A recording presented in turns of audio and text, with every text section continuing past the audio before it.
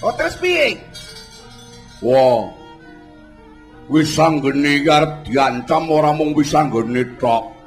Titah-titah sing ora gelem basa, ora gelem tata krama, ora gelem nyembah karo dewa, antarane siji Wisanggeni dhewe, lorone Werkudara. Oh Bima. Bima termasuk yang akan dibunuh oleh Presiden Republik Kahyangan. Oh. Wah, kurang ajar itu namanya. Presiden nggak punya utek itu namanya, Bathara Guru itu ya. Kurang ajar kamu ya, kurang ajar ya kamu. Kalau mau marah jangan sama itu. Sama siapa? Sama Bathara Guru. Nggak berani saya. Terus. Dengan antarane Antasena klebu Panakawan ponakane Dewi Si Bagong. Lah saiki fenomena anane wong ora iso tata krama.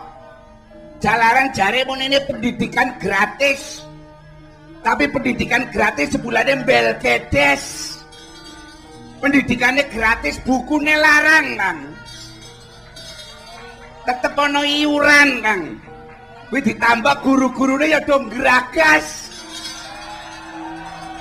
Senajan ora kabeh guru kaya ngono. Kang. Mulane saiki kudu ana perubahan, Kang. Oh iya. Sing iso nggawa perubahan ku ora ana liya mung Raden Wisanggeni. Ki piye carane mengko arep bubat karo Kahyangan. Ning Kang, apa? arep ben penonton karo pendengar radio ben do ngerti. Wisanggeni diwacakno autobiografine, biodata. Oh iya. Waktu tak cerita babakan Wisanggeni. Wiwit nalikane lair, dianiaya, diremuk-remuk karo balane Dewasrani. Tak cerita kowe ngrungokke ya, iki ceritane laire Wisanggeni.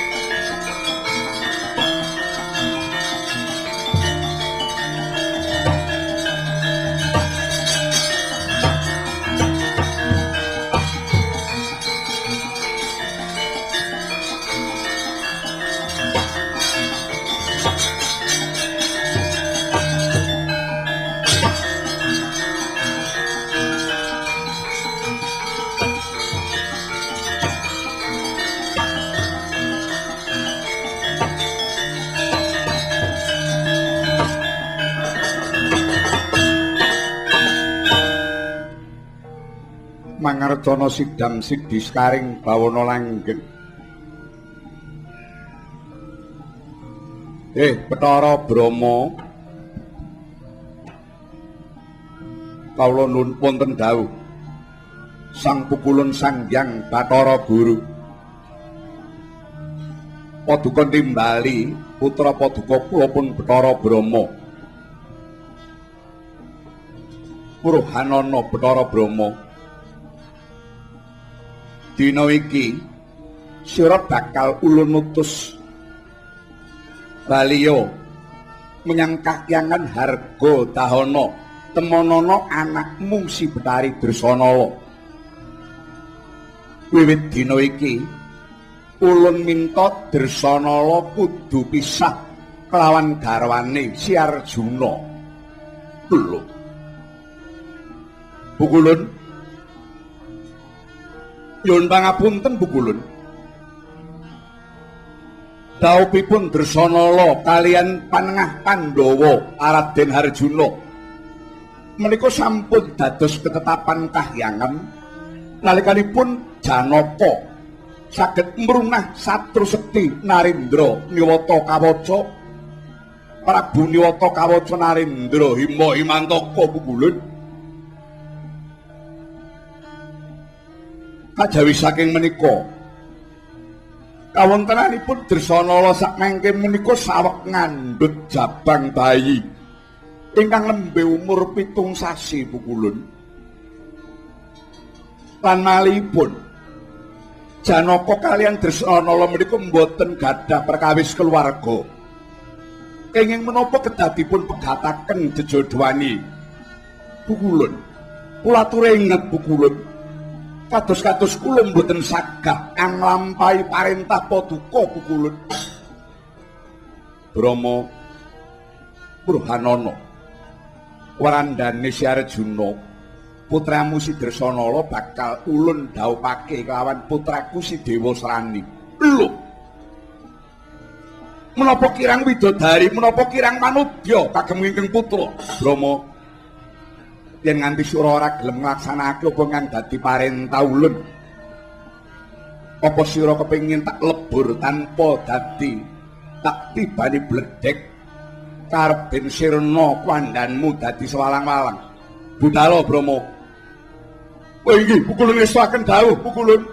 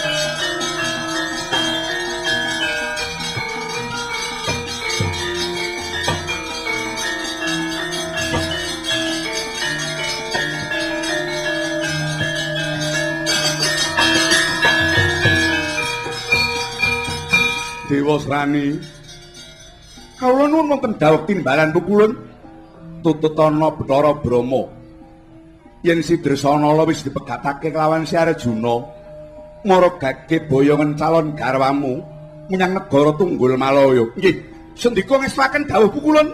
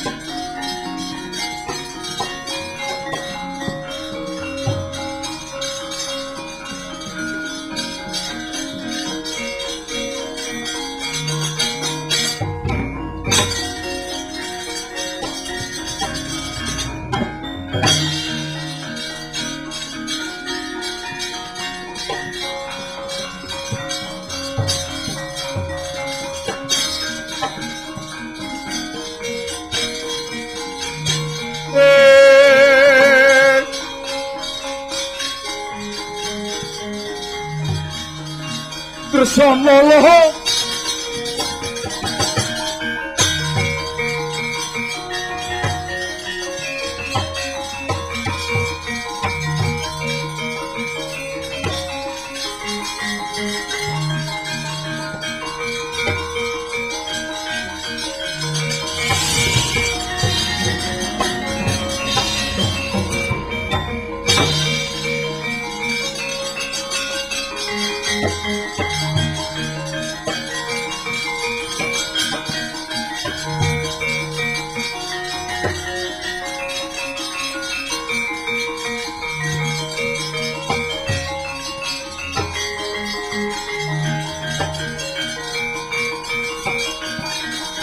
Dresana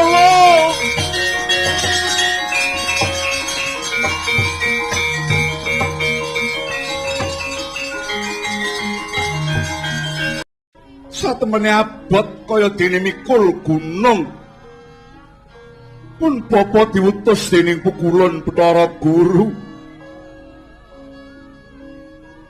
Tresana aku tak takon karo kowe. Kadar katresnanmu karo Si Arjuna dina iki nganti tekan sepira bobote, Nyai? Duh Kanjeng Rama Pukulun, menawi patuko badhe pitaken ingkang mekaten. Katresnan kula dumateng Raden Arjuna senadyan to jagat menika kiamat mboten badhe luntur saking manah kula Pukulun. Oh, Gusti nyuwun pangapura Gusti. Nanging Dresana kowe ngerti kalemeng Janaka kuwi manungsa lumrah, kamangka kowe kuwi sipating widodari. Duh Rama Pukulun,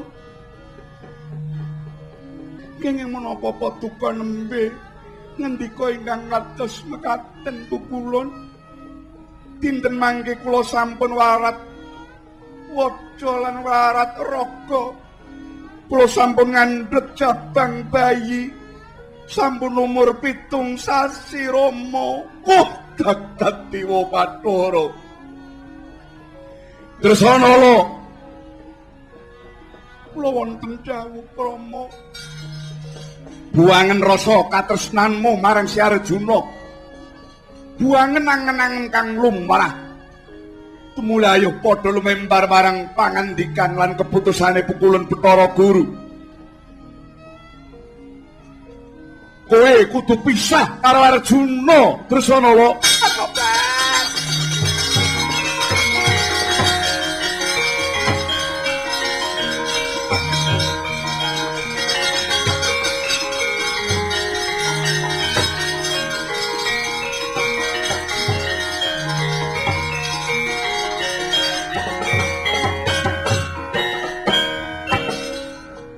Kanjeng Rama Pukulun,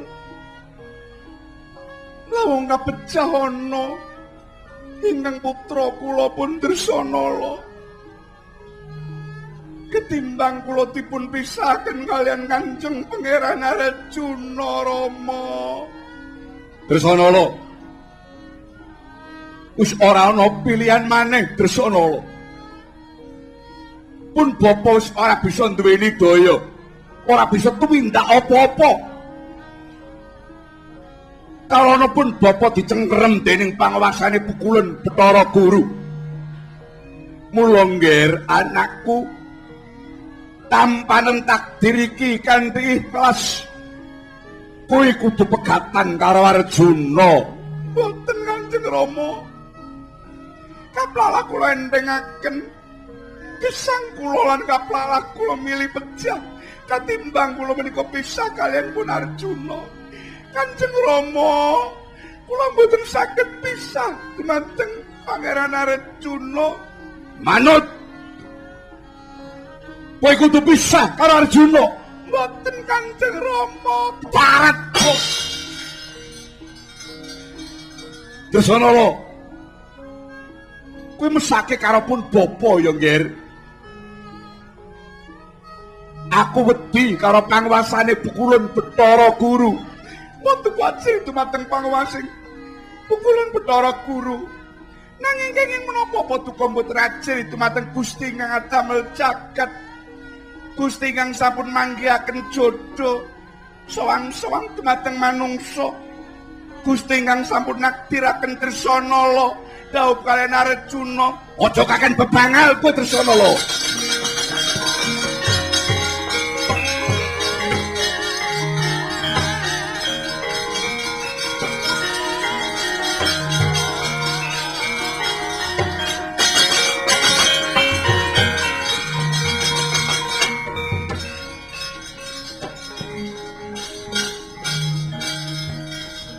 Dresana, kula wonten dawuh Kanjeng Rama.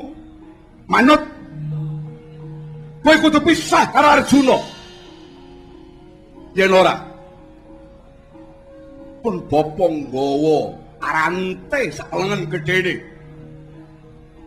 Apa kowe ora wedi sakit Dresana? Rama, pecah kula lampahi katimbang kula pisah kaliyan Raden Arjuna. Luwung kula pecah Kanjeng Rama. Sakit Kanjeng Rama, sakit Kanjeng Rama. Manut, mboten Kanjeng Rama, mati kowe.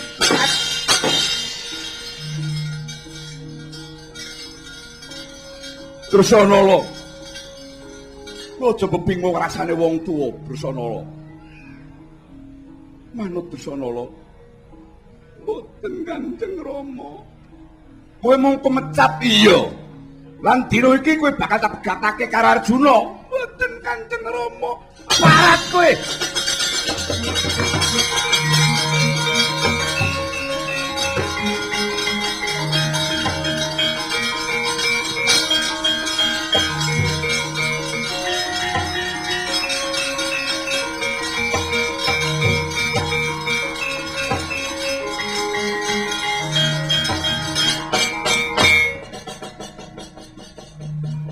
Batari Dresana paripaksa nahan kesakitan senadyan pating jaledor melenggete sakranduning badan karana dipun sabeti ngangge arante ingkang salengen gedhene dening Sang Bathara Brama. Saking boten kiyat nahan sakit bengok ingkang bebasan dudu sak baene wong bengok Sang Dresana. Anyarengi bayi kang nembe umur 7 sasi kaperbawan dening anggenipun Dukita ing penggalih rudah jroning kalih. Sang Bathari Dresana sambi meminta dhateng panguwasaning jagat raya. Mugi-mugi sang Jabang bayi enggal medal saking Gokarba. Duk sanalika nyak leregan Mandara Giri anyarengi pambuke sang Bathari Dresana brol lair Jabang bayi lanang. Amarengi lair Jabang bayi Sang Hyang Mentari lagi nedeng-nedengi fajar. Sumilak bang-bang wetan biar padang hanelai. Angin-angin samya ngurmati kelairane Sang Jabang bayi anak Arjuna. Banyu-banyu ingkang samya mili samya ngidungaken kidung gumbira lairipun anak Arjuna. Padha sakala pecah swasana jagat umiyak para widodari naburaken gorat suci laire Sang Jabang bayi.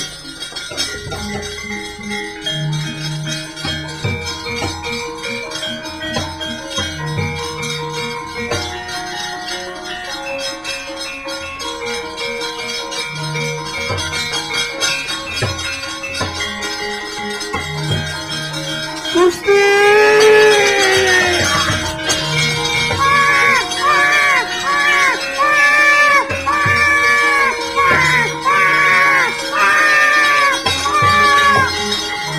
Putu Kunggar iki sangat bebayani yen nganti besok gedhe weruh sejarahe wong tuane dheweke bakal ngamuk punggung aning kahyangan jonggring salaka. Sadurunge dheweke gedhe tumuli Jabang bayi anak Janaka kae keburna kalah Candra dimuka karepen mati kobong aning kono.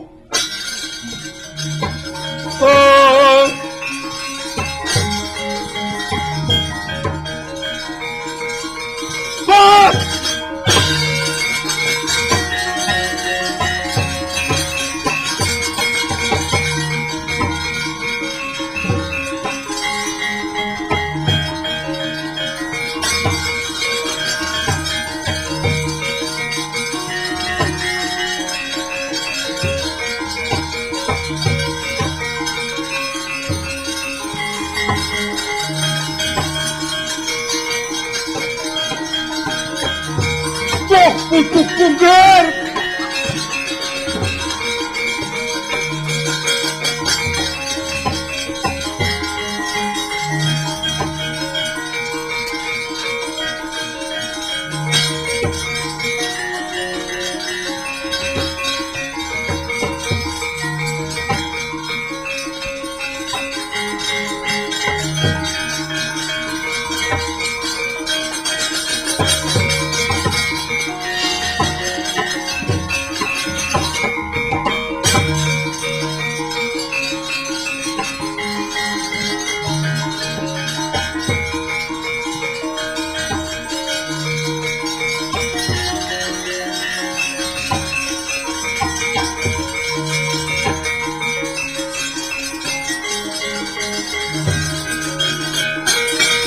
Kawah Condro dimuka.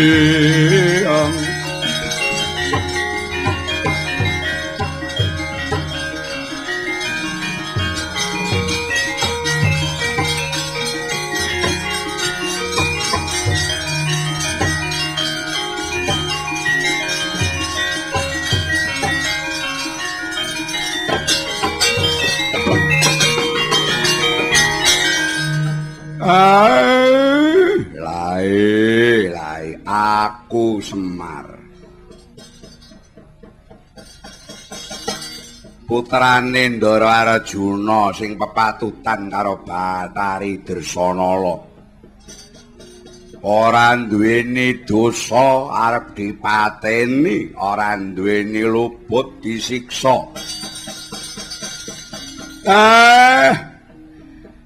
Ora padha eling dewa pejabat kahyangan uteke bosok. Gething karo Arjuna sing arep dipateni anake. Kamangka sing duweni wewenang mateni kuwi sing wis tau nguripi. Sing bisa nguripi wayang kuwi mung dalang. Wayang arep mateni wayang. Dasar dewa bajingan tenanan. Jabang bae kang urung duweni dosa ya tak kancanane aja kuwatir le. Semar kang bakal bareng karo kowe.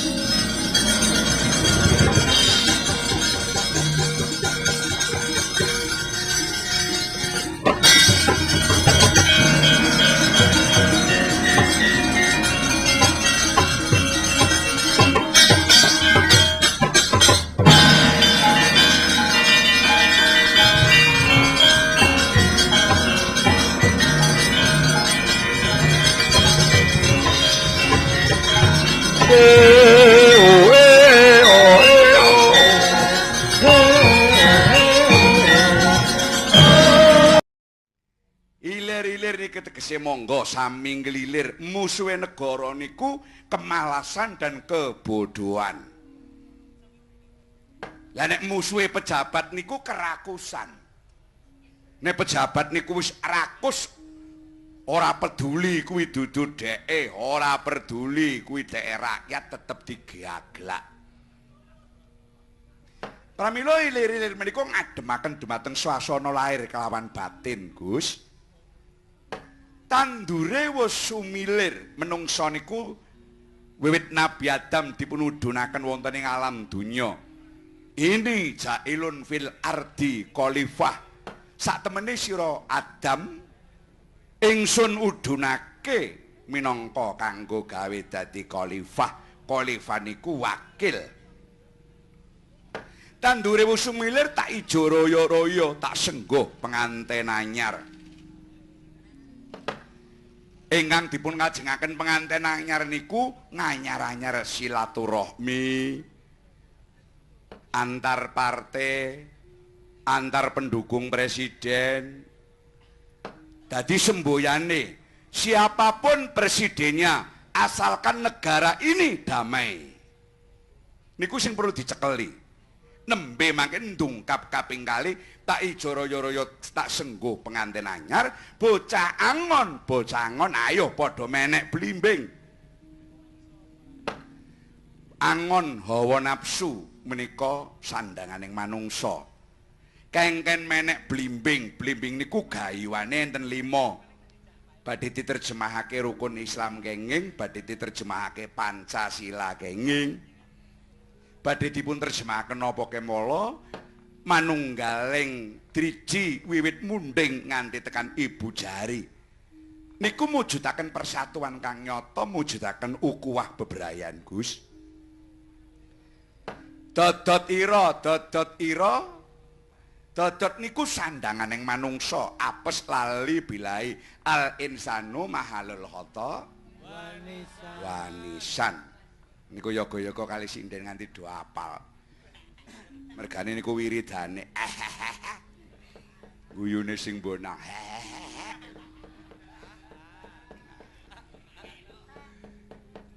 Sandanganing menungsa niku ora presiden, ora gubernur, ora bupati Tasiman. Kuwi tetep duweni lali, tetep duweni luput, tetep duweni cacat. Niku nek manungsa, mboten Dalang Entus, mboten Pak Marioto, mboten Endah Laras. Kabeh.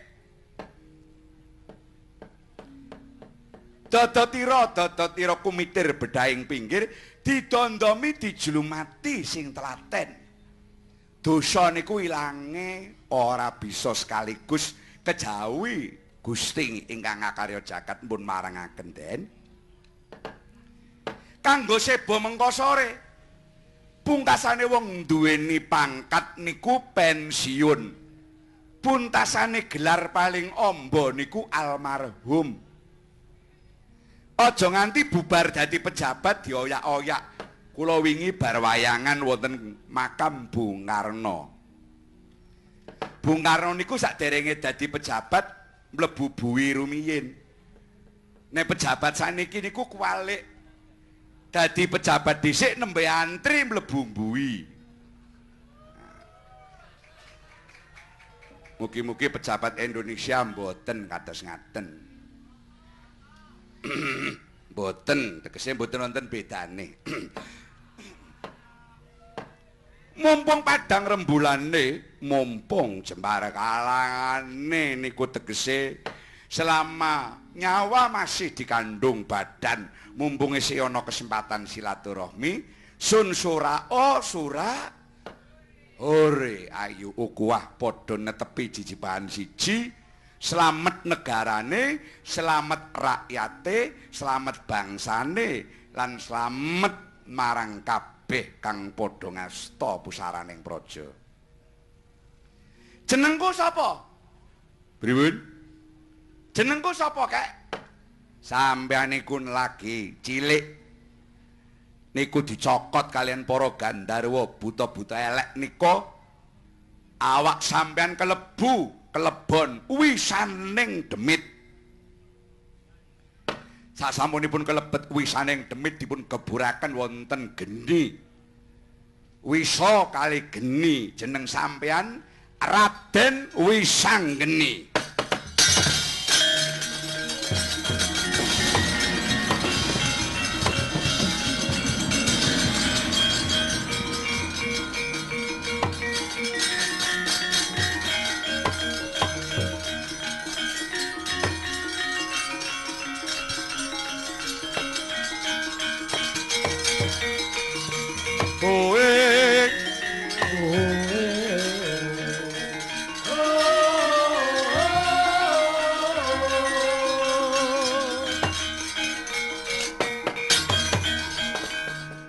Ibuku sapa, bapakku sapa?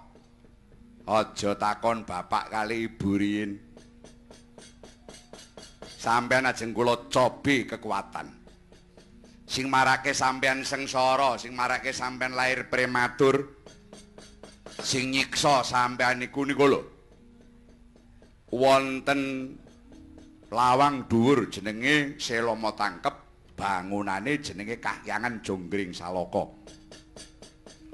Sampeyan panas napa mboten wonten geni? Ora, geni ora panas. Nggih. Geni niku mang sedot kabeh sak isine Kawat Candra di muka. Mengke nek empun manggon wonten weteng sampeyan, sampeyan marani bangunan nika dewa sing tangane papat jenenge Sanghyang Bathara Guru. Nika mang tang-tang. Yen nganti 3 menit ora metu saka perkantoran lembaga kadewatan, mang sembur geni mikir kobong gesengrumpeng. Njaluk pangestune ya, Kek. Sing ati-ati kula keproki saking kadohan. Nyoba jago anyar jajal kaya ngapa?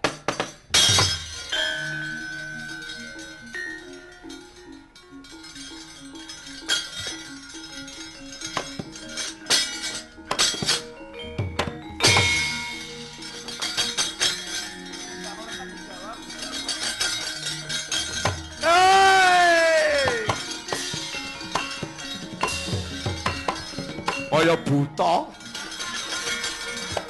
Bleduk bleduk bleduk bleduk bleduk.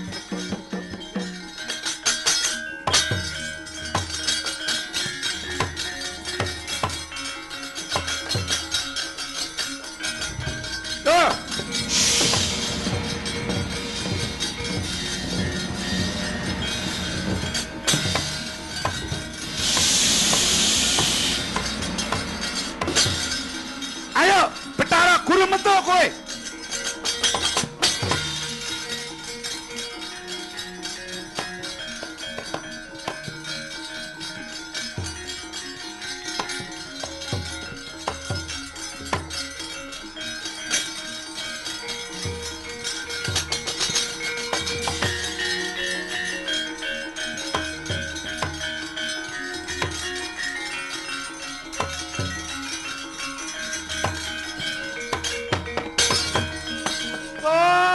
dewa-dewa sing padha nabu gamelan Lokananta. Aku teko kacau iramane.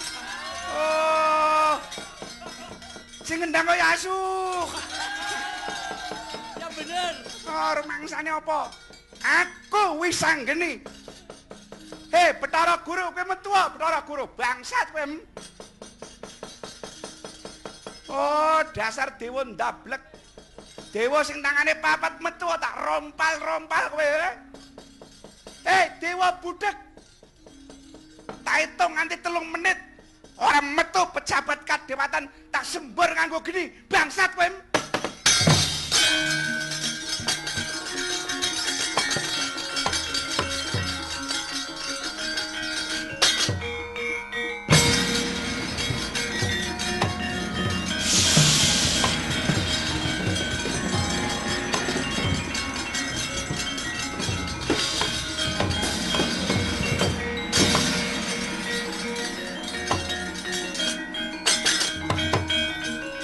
Semar. Napa Ndara Wisanggeni? Wis kobong, dewane do wedi ora wani karo aku. Jago anyar mesti ora ana sing wani. Kasektene magila-gila. Bapak sampean iku wong sekti mandraguna, duwe anak kok malah ya isi sekti. Kaya ngapa bungae wong tuamu sing ning akhirat. Ning sampean wau kula niki mboten ngajari ngomong muni asu lho. Kok sampean muni? Sorry kek. Sorry denggel sampean niku. Aja saru. Asu, bajingan, celeng niku mboten kenging. Oh ngono nek silit. Mengke nek ajar saru mangke mawon. Oh ngono kek. Nggih. Dewa wis kalang kabut kewalahan. Prayogane piye? Kae dewa-dewa dipengaruhi ben padha milih sampean.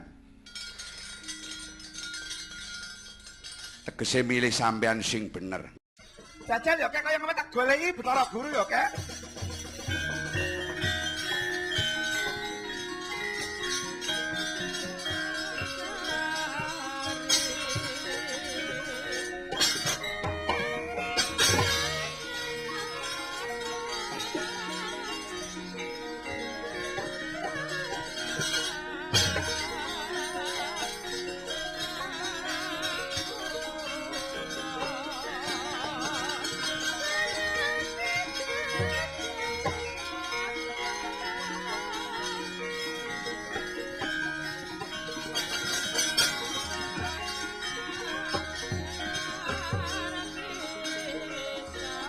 Dandeng.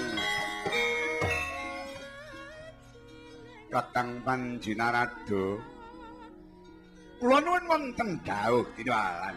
Berkencang Pak Papung pupulon wartayun negara wong.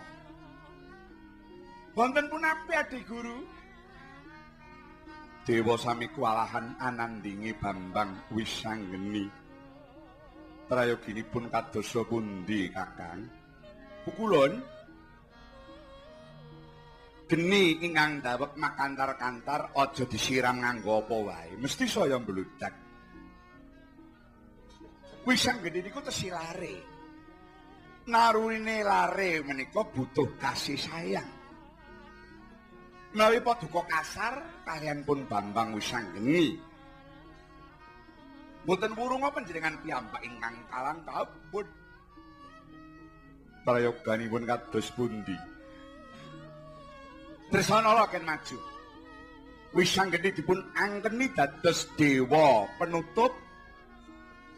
Benjang Wisanggeni kedadipun wisuda jumeneng dewa kang pinutup menawi sampun tumeka wagyaning mangsa kala. Nggih. Kakang Pukulun ngestaken dawuh paduka Kakang. Tresna ayo tumono anakmu Sang Dewi.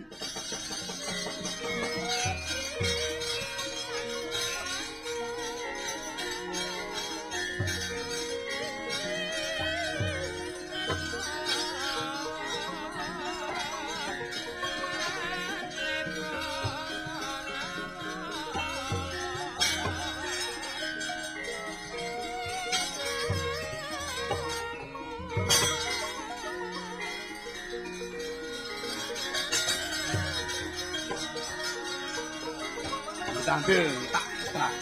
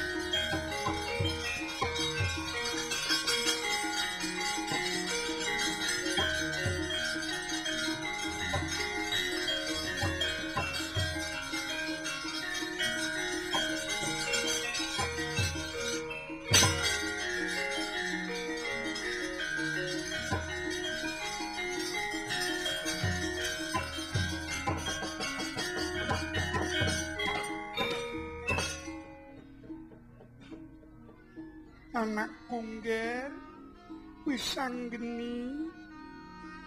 Apa Ibu? Aja ngamuk ya ngger. Damar mancung cinepet suwene anggonmu. Keladuk ndugal. Aku ora ndugal kok. Aku takon bapakku karo ibuku lah, ibune wis ketemu. Bapakku sapa? Perkara mengko yo ngger engko tak critani ya kula. Saiki ayu padha nglermake salira. Pukulon Bathara Guru wis paring dawuh kelawan pun ibu. Dawuh apa, Bu? Kowe ditampa ning kahyangan Cumbring Salaka minangka keluarga agung kadewatan. Lan besok kowe bakal kabiwado, kowe bakal kawisuda jumeneng dadi dewa penutup kalaman wis tumeka wakyaning mangsa kala. Aduh, Ibu, matur nuwun, Bu.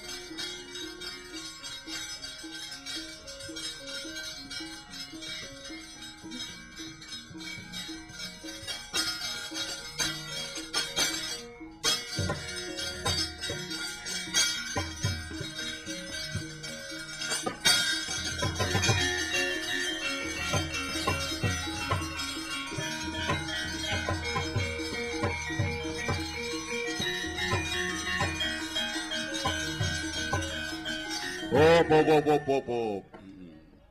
Mandek. Long. Apa Kang Togok? Iki mau cerita sing tak kelirake, njeritakake sejarahe laire Raden Wisanggeni. Oh iya. Heeh. Lah jare Wisanggeni arep diwenehi bebungah ditampa karo keluarga kahyangan, arep diangkat dadi dewa penutup. Heeh. Ning ya biasa. Penyakite pejabat kaya Pukulun Bathara Guru kuwi penyakite lali. Mergane kakehan pegawean iki apa meneh kok dielingake di SMS wae ora mbales. Oh ngono. Wah. Oh dadi iki Pukulan Bathara Guru mengingkari janji. Mengingkari janji, malah Wisanggeni arep dipateni. Loh. Kaget kok ngelaras. Kok iso kaya ngono kuwi kepriwe lah, Jan? Ki mengko tanggal 1 Juli engko kan wayangan maning nang Purwakerta. Iya. Padha sing nanggap Pak Mariata. Mariata. Biasane angger wong Solo kuwi Iya sing biasane huruf A mesti diwaca O. contone Sega kuwi diwaca sega. Heeh. Nek wong Tegal Banyumas ngapak-ngapak kabeh mesti nganggo A. Ora mesti, Kang. Ning Banyumas nang Tegal ya ora ana kantal kuwi ora ana.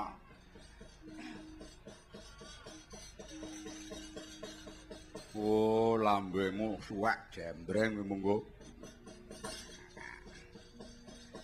Coba jajal Kang diteruske ceritane. Engko sik bar kuwi mbek tak ceritane meneh perkara betapa kejam pukulan Bathara Guru arep mateni wong-wong sing ora duwe tata krama. Dianggep wong ora basa, ora gelem nyembah ku ora duweni tata krama. Kamangka konsep tata krama kuwi panggonane aning fikir karo zikir karo laku. Kuwi tata krama dudu ngucape. Kaya kowe, Kang. Heeh.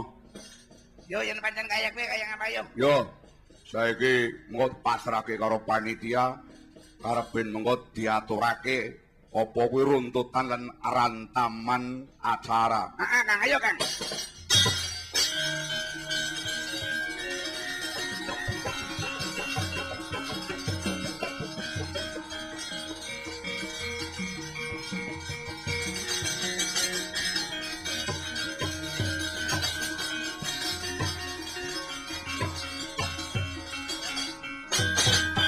Kanca-kanca. Sing seru, kanca-kanca. Ngetok-ngetokke le dikeki pegawean matur nuwun. Alhamdulillah sesuk Kliwet. Ya. Limbuk joget jaipong yo.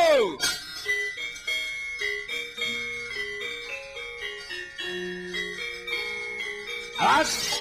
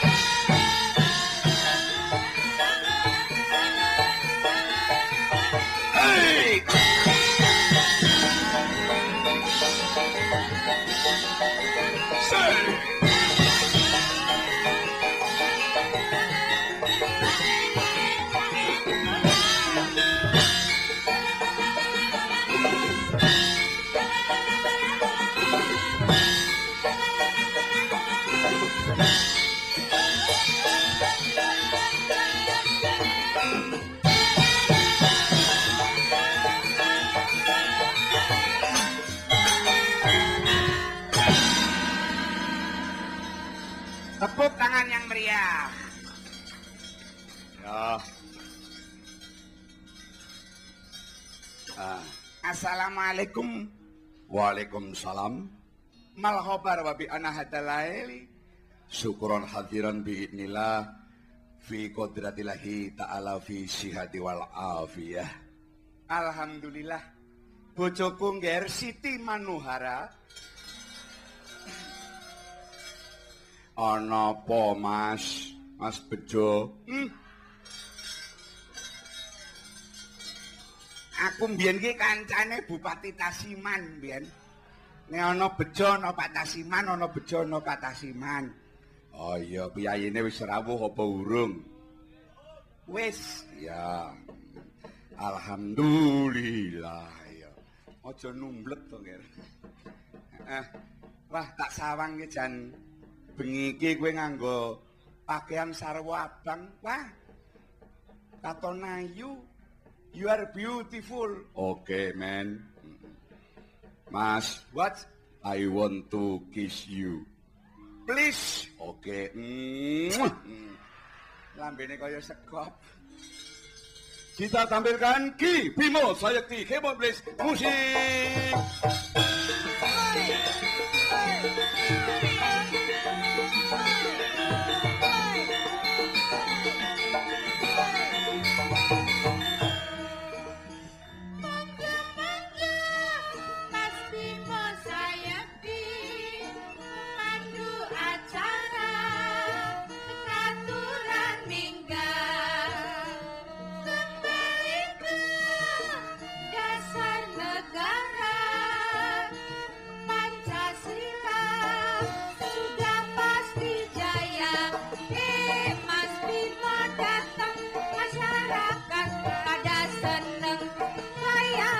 Dalang entus sa-Indonesia sing paling bagus.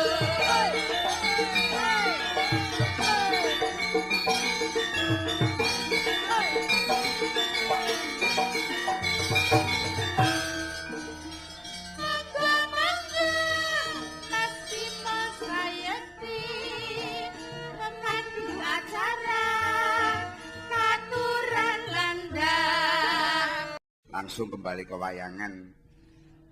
Ana apa, Ngger? Aku mau ditantang karo Pak Bupati Kang Tasiman. Bisa mengungkap ciri dari kepemimpinan yang telah ada apa tidak? Oh, ngono. Menurut beliau adalah pemimpin yang bertangan dingin itu adalah apabila dia memimpin, maka bumi seluruh alam akan menghormati dia dengan bersifat santun. Tapi apabila pemimpin yang bertangan panas, maka alam sekitar akan tidak berbuat santun terhadap pemimpin itu, termasuk rakyat pendukungnya. Oh no. 7 sifat pemimpin iki saka Jangka Jayabaya, Nggih. Jangka Jayabaya sing diterjemahake bebas karo Raden Ngabehi Rangga Warsita. Raden Ngabehi Rangga Warsita. Yen wis melalui 7 sifat kepemimpinan, pasti Indonesia utawa ora disebut ke Indonesia ning Nuswantara. Iya. Nuswantara bakal makmur 100 tahun. Apa wae? Kang sepisan. Sinebut Satriya Kinunjara Murwa Kuncara. Satriya Kinunjara Murwa Kuncara utawa Murwa Kencana. Murwa kuwi miwiti Kencana. Kencana kuwi emas. Yogi presiden yang bisa membuat jembatan emas. Dia bersifat satriya dan dia pernah dipenjara oleh Belanda. Apa Bung Karno ya? Aku ora wani ngandhake ngono kuwi. Sing penting monggo para miyarsa dan pendengar 12 radio monggo direnungkan. Iki ya mung Jangka Jayabaya diterjemahke karo Raden Ngabehi Rangga Warsita. Oh iya, akurat datane ya, Mas. Aku mau ngacake tok. Ya. Angka ingkang kaping pindho, sawise presiden angka pisan iki diganti Satriya Mukti Wibawa. Kesandung kesampar. Sugihe ora umum ning anake ora ana sing dadi. Malah ana sing mlebu nang Nusa Kambangan. Sing pegatan ya enek. Oh iya. Jadi kita tentukan kepada Saudara Harmoko untuk daripada bisa mengumpulkan kabinet pembangunan gitu. Dan Saudara Harmoko silakan untuk bisa berpidato, dipersilakan. Menurut petunjuk Bapak Presiden, pada era dewasa ini kita harus bisa ngirit. Oh iya. Satriya Mukti Wibawa kesandung kesampar, angka ping 3. Satriya jinumput sumlo atur gawe wirang. Jinumput ke piye? Jumputan ki berarti wonge cilik. Kaya gareng ae. Iya. Sumlo atur. Take ngomong. Gawe wirang, timur-timur lepas. Oh iya ya Mas. Jadi saudara-saudara di dalam era reform dan sebagainya ngono kuwi. Aja dipatutke. Ya. Angka ingkang kaping 4 la iki satriya lelono tapa ngrame wuta ngidri jagat. Oh presiden sing wuta ngidri jagat. Jadi saya menekankan kepada saudara-saudara itu ya, kita kan lagi belajar demokrasi, maka kita itu jangan alergi tentang kritik. Begitu aja kok repot. Aku paling seneng karo Gus Dur, menungso paling sekti sa Indonesia ki Gus Dur. Jalarane apa? Setruk ping 4 isi urip lho, Nger. Dongake wae muga-muga slamet di dunya wal akhirat, panjang umur. Ya. Sawise kuwi, angka kaping 5 satriya piningit amung tuwuh. Iya. Amung tuwuh ki berarti mung tukulan. Iya. Partai presiden ini berdasarkan Kongres Bali belum bisa mengantarkan pemimpinnya menjadi presiden. Muga-muga insya Allah ana ing tahun iki partai ini bergabung dengan Partai Gerindra bisa ada kesungguhan untuk menghantarkan beliau memimpin negara ini. Oh no. Carane piye? Gampang niru Rasulullah sallallahu alaihi wasallam. Nganggo uswah utawa percontohan. Wis to, nek kader-kadere ora brengsek mesti disenengi karo rakyat. Nek kader-kadere brengsek wis to didoni tenanan. Oh iya, misake presidene, aja nganti. Aku weling kaya ngono kuwi. Oh iya, muga-muga ya Mas. Kesungguhan. Karena hanya satu kegagalan partai ini, partai besar ini yang saya cintai adalah belum pernah mengantarkan menjadi presiden. Oh ngono. Muga-muga tahun iki Allahumma ya, kuwi PR bagi pendukung-pendukungnya untuk bisa berbuat baik terhadap siapapun. Ya. Sing angka kaping 6 satriya pinilih amboyong pambukaning gapura ratu gelar kloso tanpa nglenggahi. Sing jenenge ambuka amboyong pambukaning gapura, investor masuk dibuka dengan tanpa seleksi. Kemerdekaan pers, kemerdekaan berpendapat masuk dengan tanpa ada batas. Ratu gelar kloso tanpa nglenggahi. Arep lungguh piye? Delo-delo bencana, delo-delo bencana. Delo-delo tsunami, delo-delo Jogja dan sebagainya. Iya, kok iso pas kebeneran. Aku mau ngajakke jongko lho, Nger. Lah. Saiki wangka ingkang kaping 7 satriya pinandhita sinisian wahyu ratu tanpa makutha. Ya. Satriya pinandhita.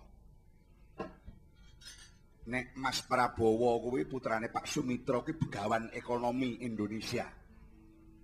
Kuwi bisa disebut pinandhita kena. Kabeh padha ngaku ya ora apa-apa. Oh iya, calon presiden liya umpamane SBY Budiono ngaku satriya pinandhita monggo. Terus kae Pak JK karo Mas Wiranto monggo arep ngaku satriya pinandhita.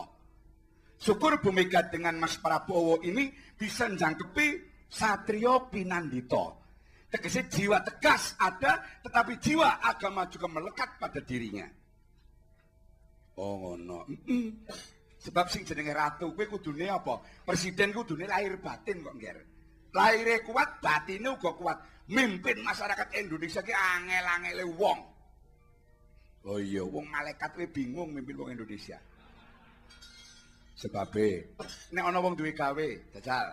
Iya, sing duwe gawe ndonga karo malaikat, ya Allah, ya malaikat penghantar hujan, tolong jangan sampai hujan pada hari ini.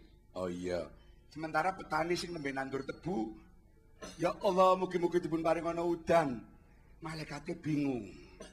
Siji njaluk udan, siji njaluk ora. Satrio Pinandita sinisian wahyu.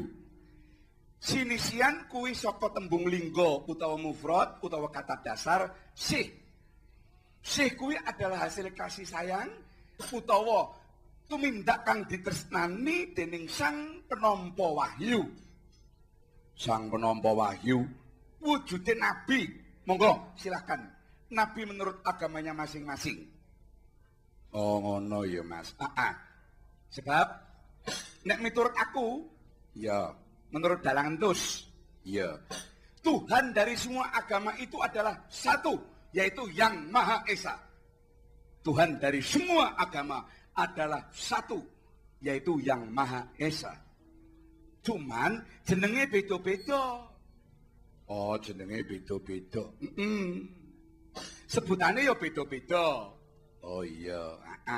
Perbedaan ini menunjukkan bahwa itulah kebesaran Tuhan. Dan tidak perlu diperdebatkan, dipermasalahkan masalah perbedaannya. Tetapi mari kita galang kesamaannya. Sesama umat beragama harus rukun mewujudkan persatuan dan kesatuan Indonesia damai. Oh ngono. Ki wong Indonesia ki ya gobloke kaya ngono. Nek ana wong pidato mesti dikeproki ngono. Bar dikeproki lali ngono. Mboten usah dikeproki Mas, dudu doro Mas. Direnungkan mawon. Sinisian wahyu. Ratu tanpa mahkota. Iki sing paling angel. Jadi presiden ki ora mung cangkemane tok ning Purwodadi kotane sing dadi kenyataane. Yo. Sapa sing membela rakyat pasti yang akan didukung rakyat lebih banyak. Ratu tanpa mahkota. Bahwa dia menjadi raja, dia menjadi pemimpin besar negara Republik Indonesia, tetapi dia adalah wakil daripada rakyat. Bukan disebut pemimpin yang baik apabila pemimpin itu tidak bisa memakmurkan rakyatnya dan meningkatkan taraf hidup kemanusiaan. Ayo, kowe kok pidatone kaya Pak Karno, muride kok permasamu. Wingi aku pas wayangan nanggon kono, nanggon makam Bung Karno nang Blitar tanggal 6 Juni. Oh ngono. Jan. Sekarang itu krisis pemimpin, Ger. Krisis pemimpin. Ya. Kabeh padha bermain ora ana wasite. Kabeh padha melu main, kabeh ora ana wong sing diagung-agungake. Pak mbrebes mili. Maca bukune Bung Karno, maca surat sektine Bung Karno, maca surat-surate terhadap anak-anaknya, maca jejak-jejak Bung Karno. Tapi umpamane durung nganti ningkat aning nomor 7, apa kira-kira masyarakat Indonesia iki bakal mulya 100 tahun. Pokoke nek ana pemimpin, biyen iki Gus Dur tau nate ngendika. Nalikane dilengserke, piyambake ngendika bahwa belum saatnya Indonesia dipimpin oleh pemimpin yang du'afa. Pemimpin yang du'afa, maksudnya pemimpin yang du'afa adalah fi'il amar dan fi'il mudhari. Untuk saat ini dan saat yang akan datang, yaitu pemimpin yang benar-benar membuat masyarakat sejahtera. Oh iya, wis toh. Janjane negara Indonesia ki tongkat kayu dan batu jadi tanaman. Iya. Pokoknya nek pejabatnya kuwi niat kepengin makmurke rakyat iso. Oh iya ya Mas. Sumber alam digali iki kanggo gawe mbiayai, kanggo meningkatkan pendapatan per kapita negara mesti tetep ana. Oh kaya ngono. Heeh.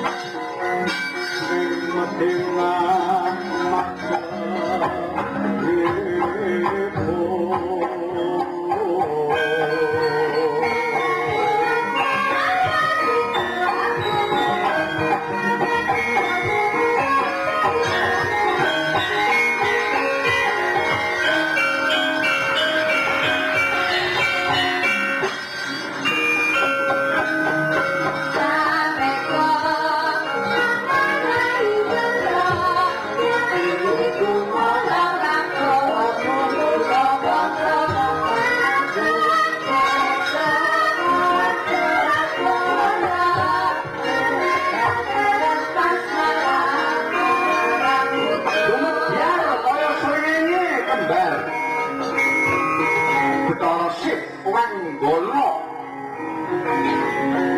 mentorong cakyane mlengake Jagat Raya dasar wis pinarecaya dening Sang Hyang Jagat Patingkah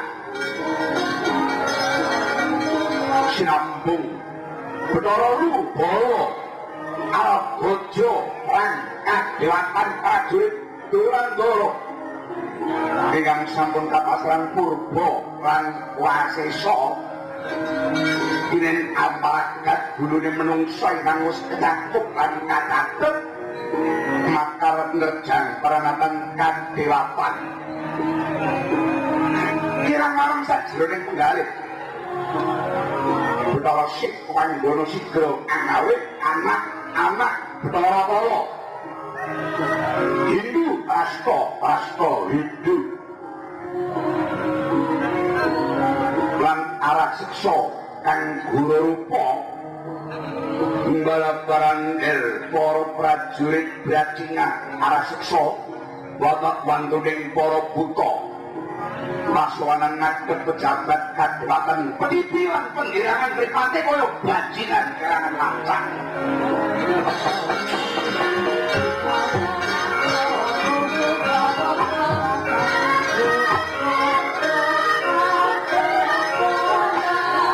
yaksa guru pore sedenarendra apang kala karmano ing mungsuh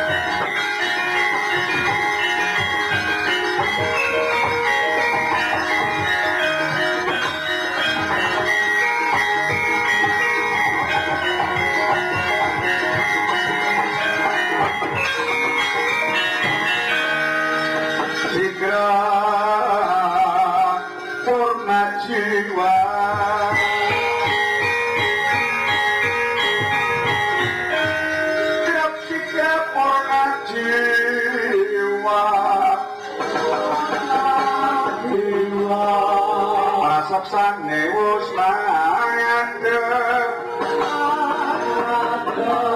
ring diwandara kali alis dungo aladungo wonten dawuh kados pundi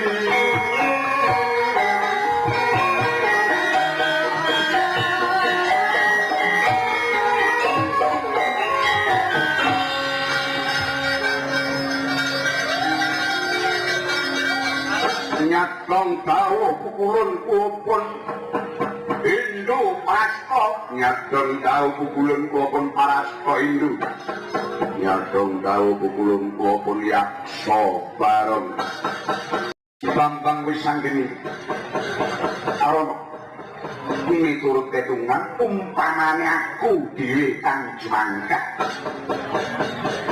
keduren gelar dewane ngengeti kalamun Wisanggeni iki manungsa blasteran kasebat wasu antarane manungsa lan widodari nanging kalamun tak sawan kadar kamanungsane luwih kandel ketimbang kadewarane bikinan minangka gampangake lan ngelakake Wisanggeni kanggo dipateni dening golongan manungsa kaya awak-awakmu lajeng kula pakarentah kados pundi kowe tata-tata dhisik para dandan baris pendem monggo Yayi Bathara Rubala ingkang wis nggawa surat penangkapan saka pukulun Bathara Guru bakal dilaratake marang Bambang Wisanggeni yen iki dina Wisanggeni badal parentah mantal persebal Alawe-alawe dilantas malang-malang diputung kudu dicekel pineksa tegese kudu ditangkap paksa yen iki wis dumadi ndawek sira kang bakal jumangkah Keswaken dawu keswaken dawu rajala ingi keswaken dawu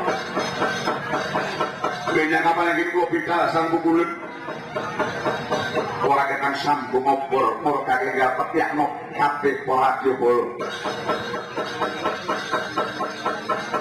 sira tak wenangake budalan ane ngrepat kepanasan ngene ana larang bukur pengarip-arip lawan tako wates jangan argo tahono papan dununge Wisanggeni lawan ngrepat kepanasan Kuyon panjenengan perang prawaca perkarane Wisanggeni bakal dilarak dening Yayi Bathara Rubala jarak perayaan pegaten nyawane sak ragane iki keswaken dawu para prajurit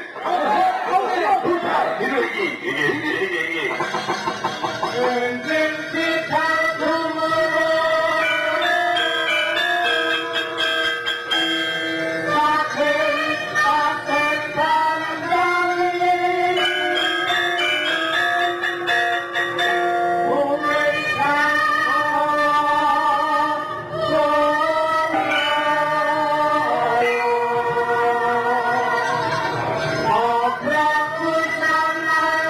Oh,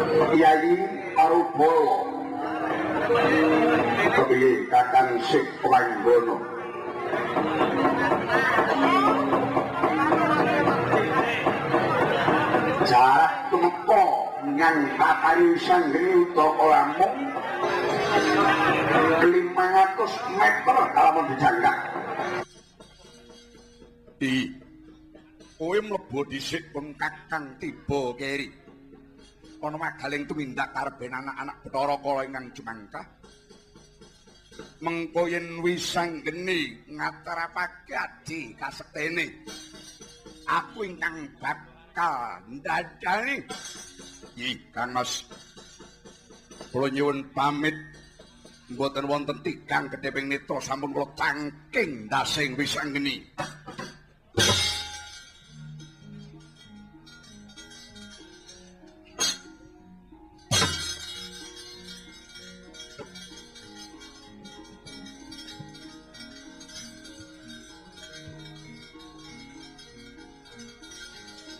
Kumembang bang wetan kanai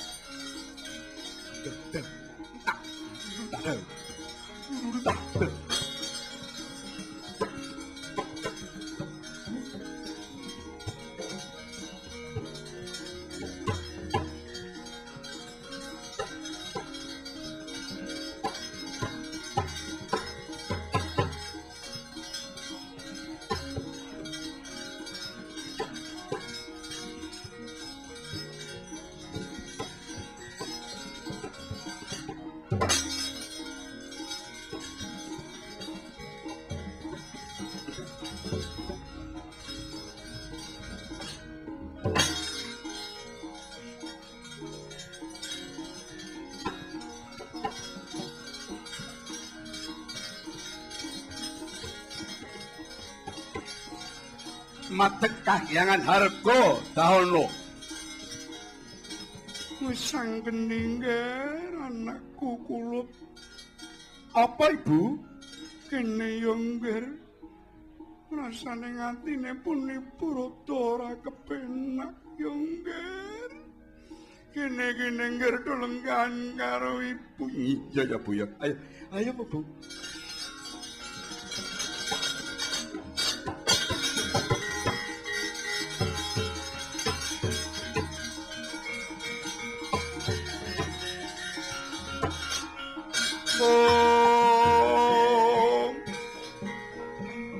Nyatlang neng kalangan aklar panda muncar denon lir kekonang suram sorote tampakan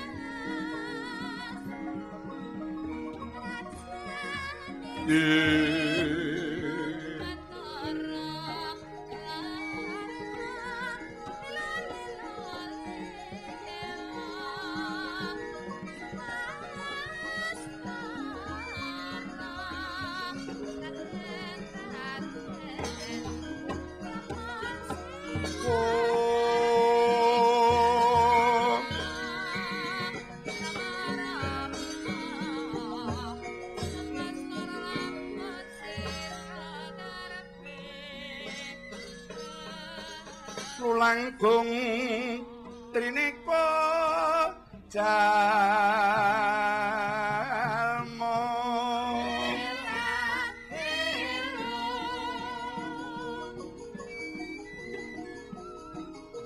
jalma ratu pujangga kang darbeni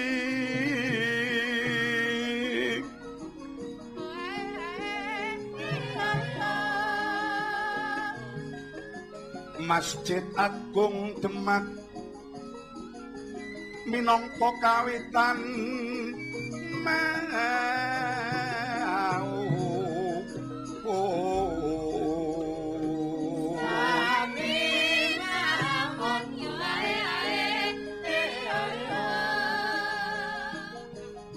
Kanjeng Sunan Kalijaga Sunan Kiri kalawan Sunan Bonang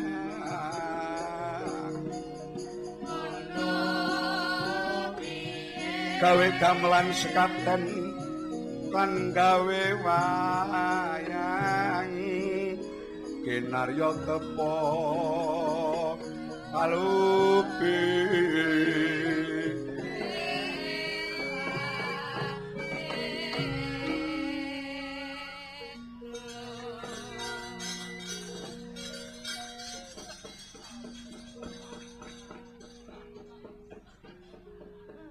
anakku ngger wis anggeni.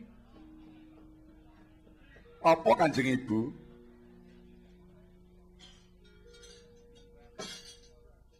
Kowe anggone ngajari kendang karo diwanyaran kae piye? Mungguhku becik utawa elek kuwi proses lumaku. Kang wigati kasetyane ngati kuwi luwih wigati tinimbang kepinteran kang magilo-gilo kepinteran macilo-cilo. Senajan solahe kaya Janggis Rono paribasane ngono.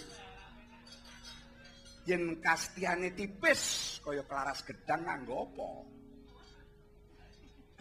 Syukur yo ngger yen kowe duweni ati disiplin kaya ngono. Lah iya. Kula ngger wis anggeni. Apa Ibu? Atiku semedhot rada ora kepenak. Jantungku taratapan. Mbok menawa Ibu kesayan? Ora kok ngger. Mau esuk jam 8 Ibu bubar fitness.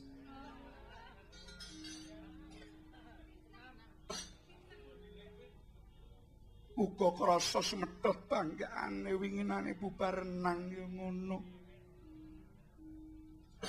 Katemben iki bubar pun Ibu mangan lan dahar. Pelemper tangga jiwa lawan jambudipun nirmala ya semedhot atiku. Janjane ana apa wis anggeni. Ngene Bu. Tak blakake ning sibu aja kaget. Satemene Bambang Wisanggeni Cumandha aning harga dahana. Iki ora dililani dening kabinet kadewatan maligine Kanjeng Yang Pukulun Bathara Guru. Ora setuju, jalaran. Mawa pertimbangan Wisanggeni iki dudu tulen turun dewa nanging wijil benih saka Kanjeng Rama Harjuna kuwi manungsa lumrah tinanem menyang Kanjeng Ibu Widodari kuwi dianggep nglanggar aturan main. Bobote wong kang duweni pangwasa, bobote wong kang tandha tangane bisa ngingser sapa-sapa. Pukulan Bathara Guru ngutus dewa loro. Dewa iki bagian intelijen jenenge Bathara Sikwanggana lan Bathara Rubala. Dewa loro arep apa nggih? Dewa loro ki arep apa? Arep mateni anakmu Wisanggeni, ora mung Wisanggeni. Kalebu menungsa-menungsa ingkang sepadan kawan Wisanggeni, ora gelem basa, ora gelem tata krama setataning kaya titah kelawan dewa. Bakal diperagat umure, Ibu. Waduh anakku nggih. Oh.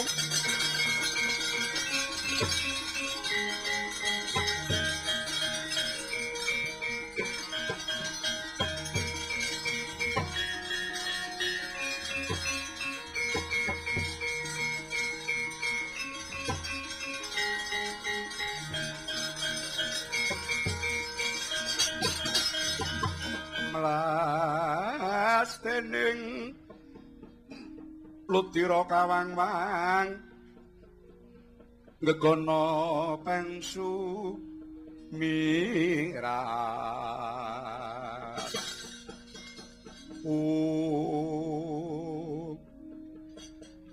Anakku nggih, anakku Wisanggeni.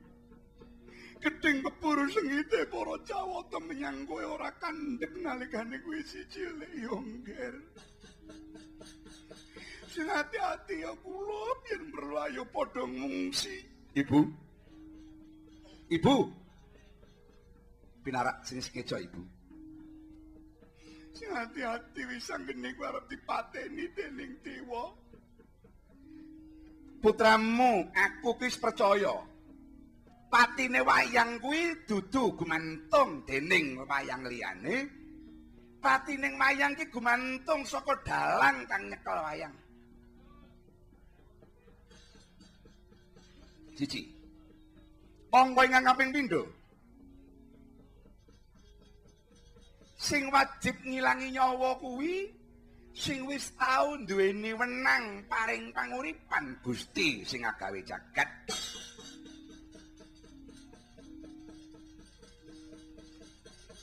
Yen perkara Wisanggeni arep dipateni aku wis pitaya. Gedhong ana kuncen ana, wong mati mangsa urung. Patembayanku mung werna loro. Yen wedi aja wani-wani, yen wis wani ora bakal wedi-wedi. Kowe wani apa ora karo Dewa? Turah wani, Bu. Bagus ya.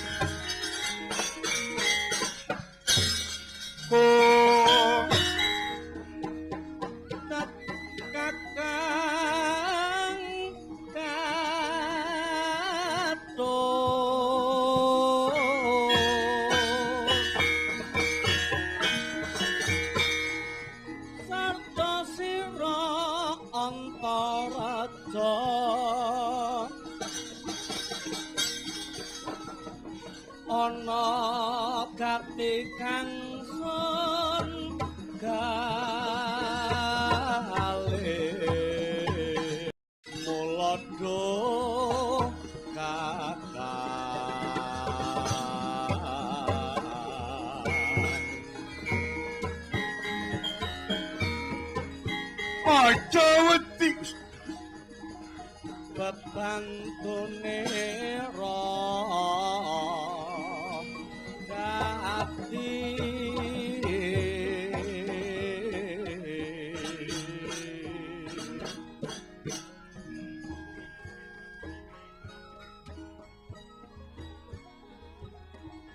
terus terang wae rada kaget rasane atiku adhiku wis ngene. Kowe tak jarwani ya. Dina iki pukulan Bathara Guru ngicakake proyek. Proyek apa? Pembunuhan. Sing arep dipateni aku. Perkarane aja takon perkara. Sing cetha wis anggene iki ora diakoni minangka anak kadewatan. Pukulan Bathara Guru golek cara kepiye carane karep bisa nyingkirake aku.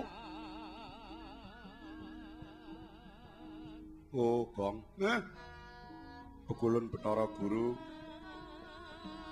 arep merjaya pati Ndara Wisanggeni. Bunuh wae Bathara Guru.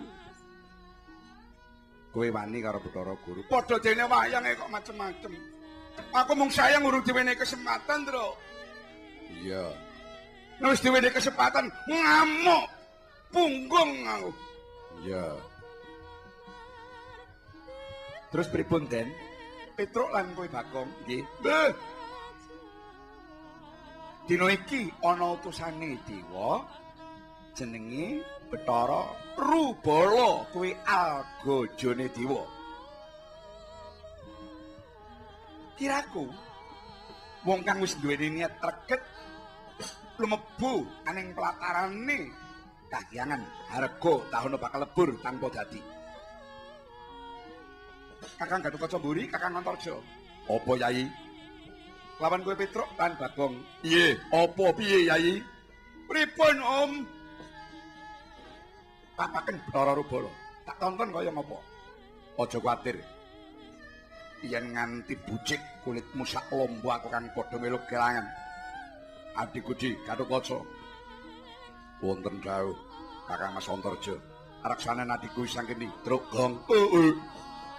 Dereke aku petukane kaya ngapa Bathara Rubala. Senajan dewa ora bakal tak wedeni tumumpangan yang salah. Mesti bakal bubrah.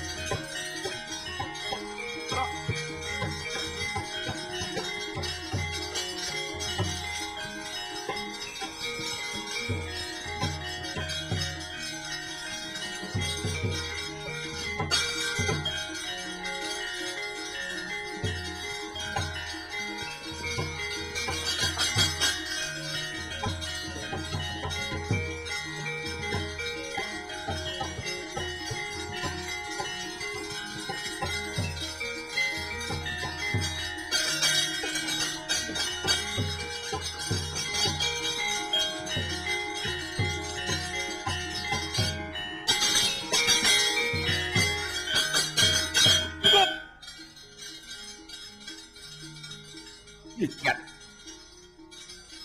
Sapa kuwi? Ora pangling aku iki Antarja. Apa sampean kang jenenge Bathara Rubala? Wih, jangkar karo aku. Sing mburi irunge dawa sapa? Aku Amin Rais.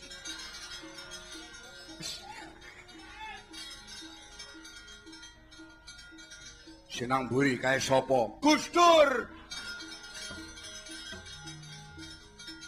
Presiden Angeles. Wah, edian bisa nganggo basa kadewatan aturan pinarak Bathara Rubala. Weh, nantang perkara kowe.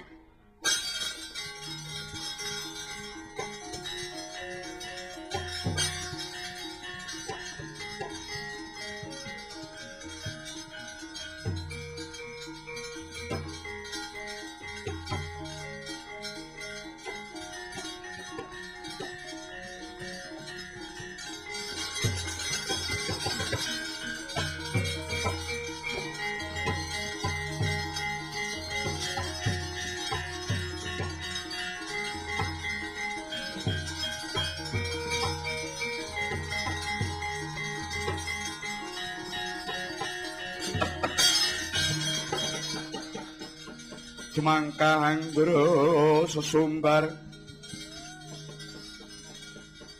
Blindo bumi konjang kanjing Maluduk kuntur gatuk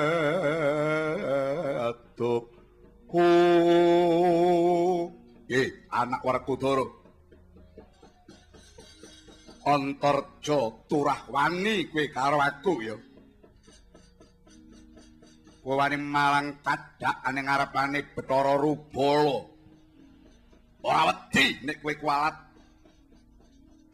Pangapunten Bu Gulun, excuse me. Jenengan niku omong muni kualat-kualat niku ampun teng ngarepe Petruk. Tendang wae, Truk. Mbok sik sabar. Wah, aku kene usah ana musuh kaya ngono. Nek ora ngejlep aku ora seneng aku. Kene wis metenteng Tru. Empo sabar. Innallaha ma'asabirin. Lah dene Wong sabar kuwi sabirin. Lah iya. Kasihane Gusti Allah. iya dene ngerti. Sabar, Gong. Heeh. Menika mekaten. Oh, ndi wonge walasane. Wah, jan matane cenang-nangang. Oh. Petruk. Kowe melu mrene-mrene, Petruk. Nggih, nalikane kula tesih mumungsuhan karo Bathara Guru. Juluk kula Jim Percuk Percukilan sampene sineng jerone wetengan.